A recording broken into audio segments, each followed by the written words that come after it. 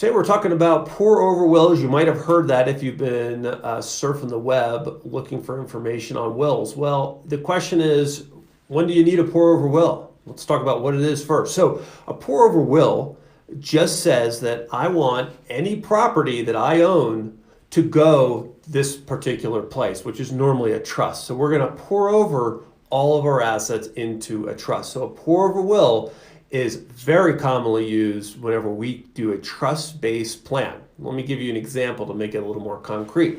So if let's say I create a living trust, that's a trust that I create during life. We can think of a trust like a bucket. And I have this trust and I put all my assets inside of it. So I'll say I put my house inside of this trust, meaning that I change the title from my name into the name of the trust.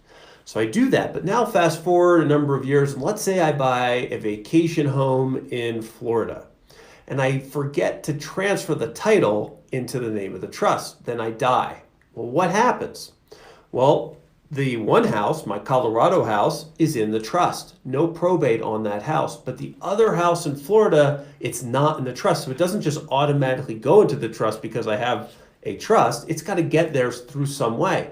That is what the pour-over will is for. A pour-over will is literally a will that just says, take all of my assets and put them into my trust.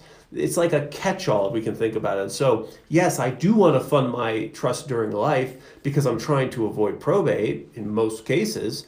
But if I miss anything, or I didn't realize I had an asset that I did have, then I want my personal representative, that's the person in charge of my will after I die, to take all my assets that aren't in the trust and then to put them into the trust.